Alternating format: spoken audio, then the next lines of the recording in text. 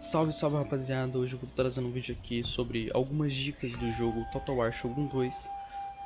Pra quem não conhece, Total War Shogun 2 é um jogo de estratégia e se você não está familiarizado com o gênero, vocês provavelmente vão passar certas dificuldades no início e eu vou trazendo algumas dicas pra vocês para facilitar a jogatina de vocês.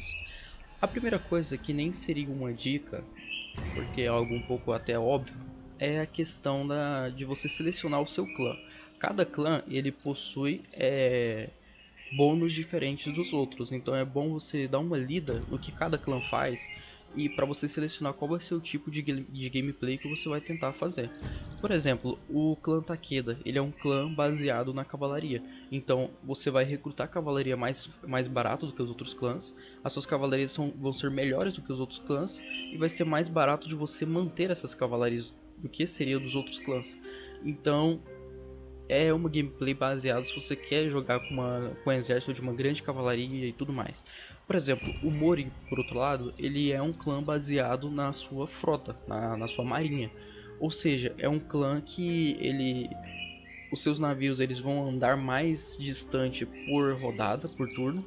Seus navios eles vão ser mais baratos de se recrutar e de se manter.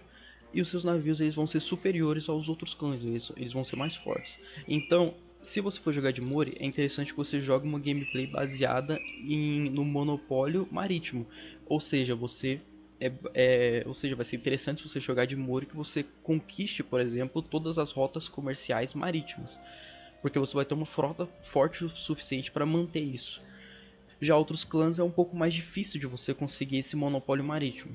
Mas eu vou explicar algumas outras formas de você conseguir dinheiro dentro do jogo. Bom, selecionando o clã, vamos lá.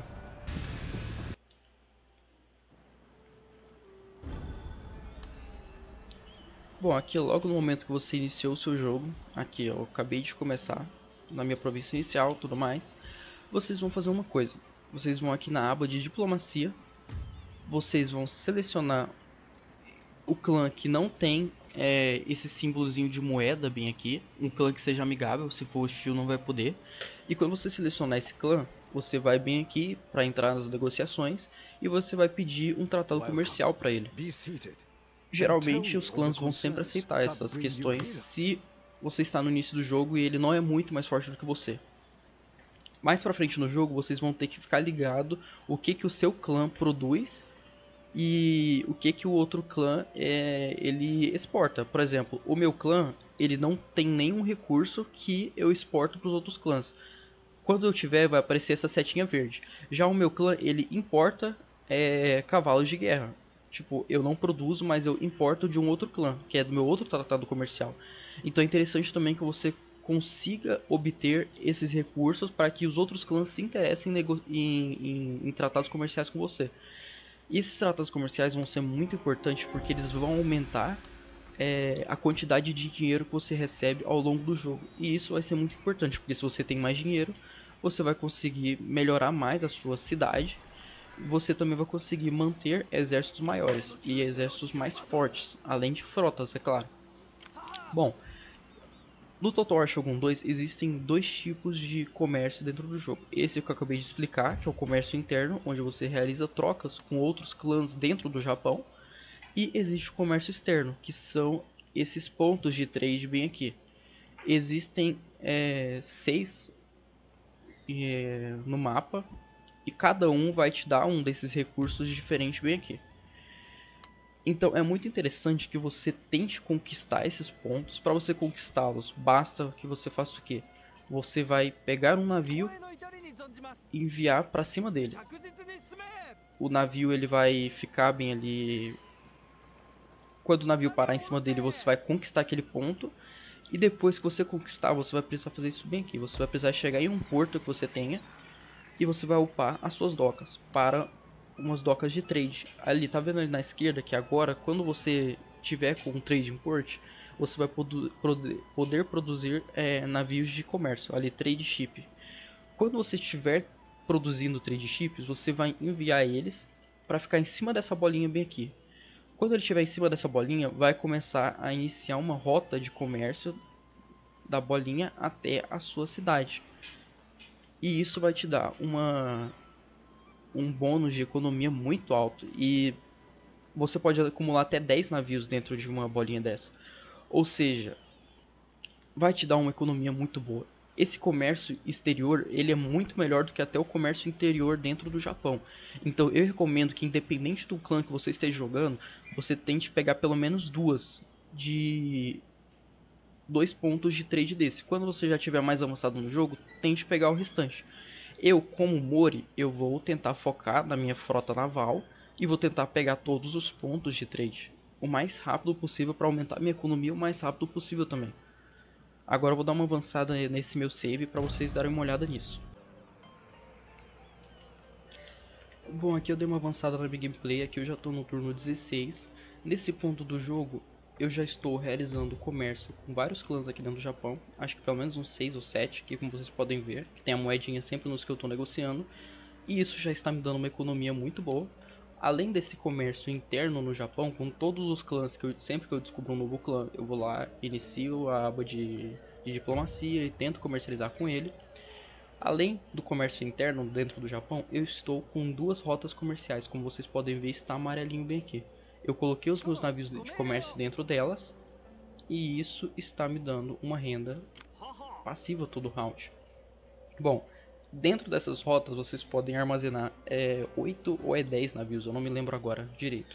Mas, independente de quanto seja, vai te dar uma economia muito boa. Como vocês podem ver, nesse aqui eu tenho 7 navios apenas. Eu ainda nem completei a quantidade máxima que se pode colocar. E eu já estou recebendo por turno 2.730 moedas de ouro. Já nessa outra rota eu tenho apenas 2 navios ainda. Eu ainda não fiz o restante dos navios, estou construindo ainda. E por conta disso só tenho apenas 330. No entanto, como vocês podem ver ali ao lado da moeda, eu estou importando também cavalos de guerra. Ou seja, eu possuo cavalos de guerra para trocar com outros clãs. Nessa outra rota eu estou importando algodão. Então eu possuo algodão também para importar para outros clãs. Isso aumenta muito a economia, porque os outros clãs vão ter um maior interesse para negociar comigo. Como vocês podem ver aqui embaixo, eu atualmente possuo dentro do meu clã cavalos de guerra, artesanato, construção de artesanato, oficinas de artesanato, eu possuo. E além disso eu possuo também algodão para importar. Então, por ter esses 3, eu posso ver algum outro clã que necessita de algum deles. Por exemplo, esse clã bem aqui, ele precisa de argila, ele precisa de artesanato e ele também precisa de cavalo de guerra. E eu produzo todos os dois. Ele também precisa de algodão. Todos os 3 que esse clã precisa, eu produzo. Então, isso vai ser muito bom, porque ele vai se interessar muito mais em comercializar comigo e vai aumentar ainda mais a minha rota comercial, porque por produzir esses 3 tipos de recurso, eu vendo esses recursos para ele bem mais caro. Eu posso vender bem mais coisas para eles, na verdade. Então isso vai ser muito bom. Como vocês podem ver aqui, por exemplo, nas rotas de comércio, o meu clã ele está recebendo 1.291 comparado aos outros clãs que está recebendo 244 ou 106. Isso por quê? Porque o meu clã que está exportando esses recursos, o meu clã, o único recurso que ele importa é o metal. Apenas isso. O restante dos recursos eu que estou vendendo para os outros clãs. E isso aumenta muito minha economia. Como vocês podem ver, eu estou recebendo 4.000 moedas por turno. Isso apenas no turno 16. Isso permite o quê? Permite que eu tenha um exército bem interessante logo no início do jogo. Não só um, como vários outros exércitos. Além disso, permite também que eu possua uma frota. Porque vocês vão precisar disso ao longo do jogo. Bom, a segunda dica que eu dou pra vocês é: tome cuidado com a religião do seu clã e a religião das províncias que você domina. Quando você vai na aba do seu clã, apertando L, você pode ver a religião do seu clã. Aqui também você pode mudá-la, caso você se interesse. Se o seu clã ele é budista, como o meu, por exemplo, e você possui uma província que, por exemplo, tinha um grande número de cristãos, existe uma grande chance daquela província se rebelar. Isso acontece porque, se a maior parte da província é de uma religião diferente da sua, existe uma grande chance de surgir um exército rebelde dentro daquela província, um exército até que forte, e tomar ela de você. Isso vai ser muito ruim, porque você vai ter que gastar exército para destruir aquele clã rebelde e às vezes você vai gastar exército para retomar aquela província que você perdeu. Então é muito interessante que você tente evitar isso. E como você evita? Geralmente uma província ela vai ter influência de uma outra religião por alguns motivos. Se as províncias em volta dela forem cristãs, ela provavelmente vai ser cristã também, ela vai ter essa influência. Outra forma disso acontecer é se possuir estruturas, por exemplo, acho que nessa cidade eu tenho, se possuir estruturas cristãs também, por exemplo, esse Namban Trade Port é um porto de comércio com os portugueses. Isso aumenta, a influência do cristianismo dentro desta província em específico. No entanto, dentro dessa província, eu tenho um monge. Então, o monge ele acaba reduzindo essa influência cristã, como vocês podem ver. Além disso, todas as minhas outras províncias em volta são budistas. Então, isso diminui ainda mais a influência do cristianismo. E vocês devem estar espertos com isso. Quando vocês acabam de conquistar uma província, vocês clicam na cidade, venham no nome da cidade e vejam se ela tem influência cristã. Se ela tiver influência cristã, tragam um monge, coloque um monge dentro da sua província e esperem até ela esteja totalmente convertida. E se você quer mudar isso ainda mais rápido, com medo de acontecer uma revolta, vocês podem vir aqui, clicar na estrutura que vocês querem queimar e queimá-la, por exemplo. Assim você vai diminuir ainda mais a influência de uma outra religião dentro da sua província, reduzindo as chances de, de se rebelarem. E gente, isso é muito importante. Eu já perdi alguns saves porque 3 ou 4 províncias minhas se rebelaram de uma única vez por conta da religião. Então é bom vocês ficarem espertos. Bom, a terceira dica que eu tenho aqui pra vocês é utilizem os agentes dentro do jogo. Aqui, como vocês podem ver, existem 3 tipos de agente que a gente pode recrutar. São eles o ninja, o monge e o Metsuki. Como que a gente recruta eles? Dentro da sua cidade você pode colocar 3 estruturas e cada uma delas vai recrutar um agente diferente. A primeira é o monastério, vai permitir que você recrute monges.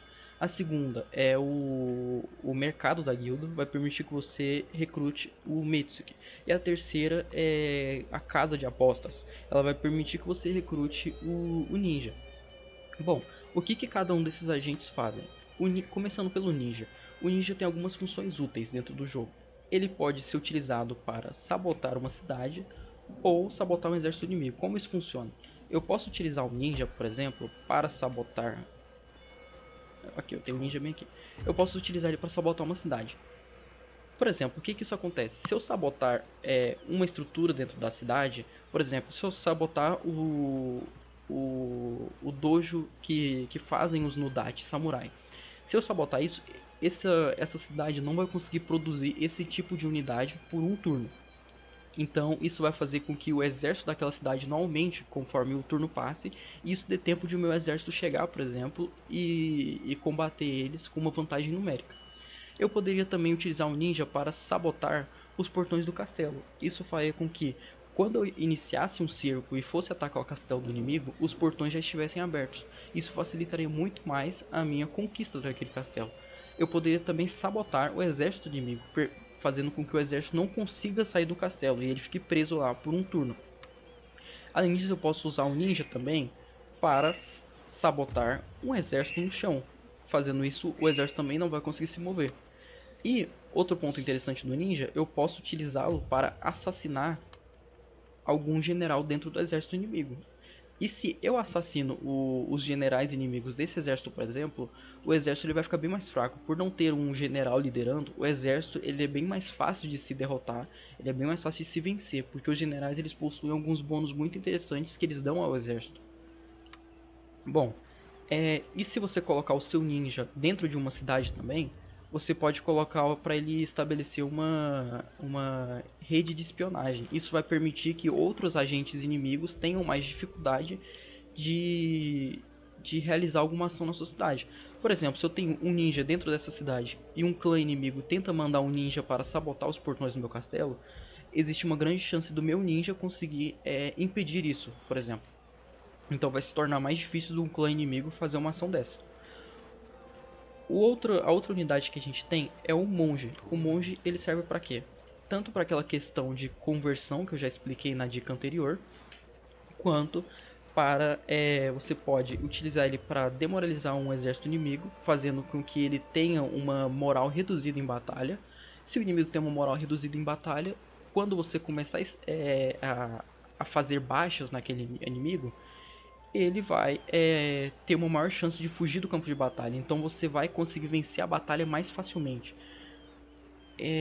Além disso, o monge ele também serve para quê? Uma questão muito interessante do monge é você pode incitar uma revolta dentro de uma província. Eu já fiz isso nessa província que eu estou bem aqui agora. Se você utiliza um monge dentro de uma província, você pode... Aqui, eu vou utilizar nessa aqui, por exemplo. Você vai incitar uma revolta. Eita, não deu certo nessa vez. Vocês viram, tem uma porcentagem de chance. Ali era 71%, eu jurei que ia dar certo, mas não deu. Mas a questão é, quando você incita uma revolta, vai surgir um exército rebelde dentro dessa província, como surgiu nesse aqui. Isso vai ser interessante por quê? Porque como vocês podem ver, eu não estou em guerra com o clã Shimazu, e mesmo assim eu consegui incitar uma revolta e surgiu um exército rival bem aqui. Esse exército rival, muito provavelmente, ele pode atacar esse castelo e conquistá-lo. E se ele conquistá-lo, eu posso vir com outro exército e reconquistá-lo. Então eu vou tomar esta província do clã Shimazu sem entrar em guerra com ele. Ou seja, você pode utilizar o monge para aumentar o seu território e diminuir o território de outros clãs sem entrar em guerra diretamente com eles. Você vai entrar em guerra com as facções rebeldes e vão retomar essas províncias. Então é muito interessante o monge por causa disso. A outra tropa que a gente tem dentro do jogo são o Metsuki. O Metsuki ele tem algumas funções interessantes. Por exemplo, uma função interessante do Metsuki é que ele aumenta... Esse aqui ainda não está upado. Eu vou dar uma upadinha dele aqui só para ter como base. Que quando vocês aumentam essa questão dele supervisionar cidades, ele aumenta o lucro daquela cidade. Como vocês podem ver, por exemplo, vou retirar o Mitsuki. Essa minha cidade aqui de Aki, ela está me dando 620 moedas por turno. E eu estou recebendo 29% do recurso que essa cidade produz com os impostos. Os meus impostos são de 29% dentro dessa cidade. Se eu coloco o Mitsuki dentro dela, vamos ver para quanto vai aumentar. De 29 subiu para 47. E subiu para 1016 moedas, ou seja, praticamente dobrou, quase dobrou o valor que eu arrecado dentro dessa cidade. E o interessante disso é, o meu Metsuki ele nem está no nível mais alto. Eu poderia pegar outros perks aqui pra frente que aumentariam ainda mais. Por exemplo, esse aqui eu posso upar até 3 vezes, ou seja, vai melhorar ainda mais a quantidade de ouro que eu vou obter dessa cidade. Ou seja, você pode utilizar o Metsuki de forma passiva para aumentar o seu imposto por turno, recebendo mais moedas por turno, e também você pode utilizar o Metsuki para algumas questões interessantes. Assim como o monge ele pode incitar uma revolta dentro de um assentamento, de um feudo, você pode utilizar o Metsuki para convencer aquele assentamento, esse feudo, a vir para o seu lado. Então, se eu utilizo o Metsuki nesse feudo aqui e isso dá certo, vocês veem que a chance é 33, até que baixa, porque o Metsuki meu Metsuki é nível bem baixo. Aqui você teria a opção, por exemplo, quando você vai upar, você tem essas opções de... Cadê? Aqui, de Bribbing. Bribbing é você convencer, você negociar com esse inimigo e tentar trazer ele para o seu lado. Se você upa isso aqui até o máximo, vai aumentar ainda mais essa chance. Então aqui que é 33, vai subir para 50, vai subir para 70 e tudo mais. Se isso dá certo, esse feudo ele vai vir para o meu lado. Eu posso utilizar isso com o Metsuki tanto em feudos quanto em exércitos inimigos. Como por exemplo aqui, a chance desse exército é 71%. Por quê? Porque ele não tem nenhum general. Então as chances de eu conseguir convencê-los são maiores. Vamos tentar aqui para ver se vai dar certo.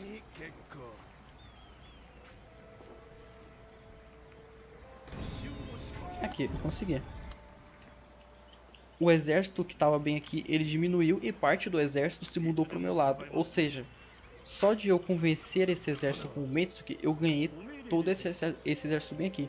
Isso é interessante por quê? Porque você pode utilizar um Metsuki de nível mais alto para tentar convencer um exército maior, como por exemplo esse exército bem aqui.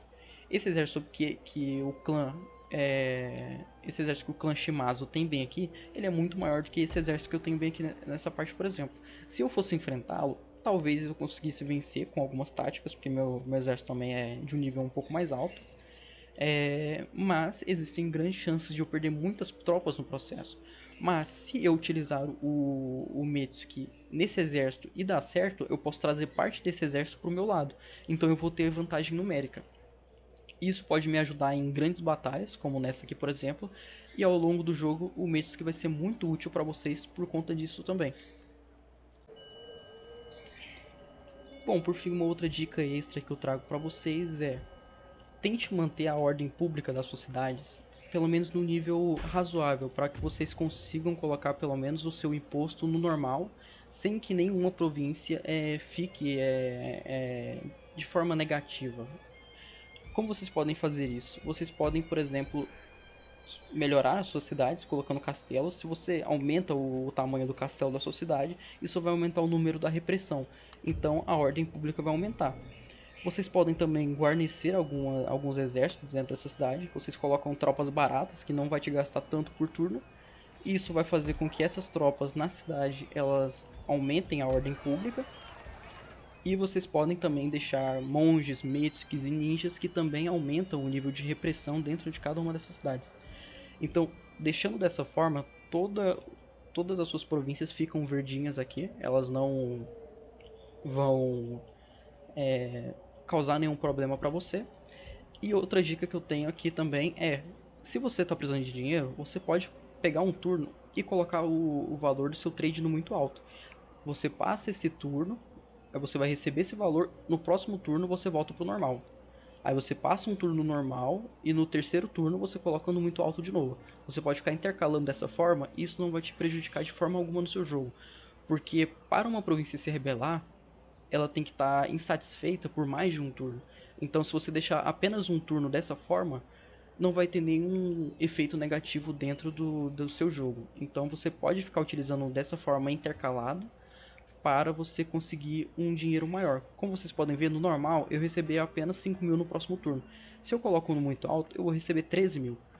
Então eu vou ter um aumento de 8 mil no meu lucro, o que eu não teria normalmente. Isso pode ser muito útil para você acumular um dinheiro dentro do jogo.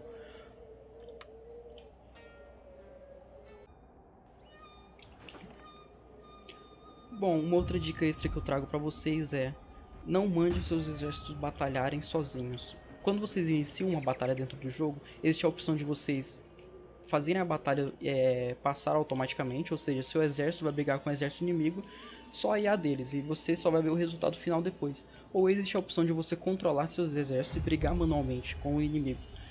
Essa opção é muito melhor, porque você reduz as baixas que você vai ter dentro daquela batalha. Existiram batalhas que eu coloquei meu exército para brigar automaticamente com o inimigo e eu tive tipo 1000 baixas, mas quando eu briguei manualmente minhas baixas reduziram para 300. Então isso é muito interessante porque você diminui muito as baixas do seu jogo, e em algumas batalhas muito difíceis o jogo vai simplesmente te dar uma derrota, sendo que você poderia vencê-la. Como por exemplo batalhas de defesa, se você utilizar uma estratégia boa, vocês conseguem vencê-las mesmo se você tiver um número bem reduzido de defensores. Então sempre tentem lutar nas batalhas de vocês. No início é muito difícil você pegar a mecânica do jogo, a mecânica de batalha do jogo, mas isso é algo que vocês vão treinando com o tempo. No mais, é isso. Se vocês gostaram do vídeo, deixem um like. Se vocês ficaram com dúvida em alguma coisa, coloquem nos comentários que eu posso fazer um outro vídeo, ou posso responder vocês também. No mais é isso, muito obrigado pela atenção de vocês e até a próxima.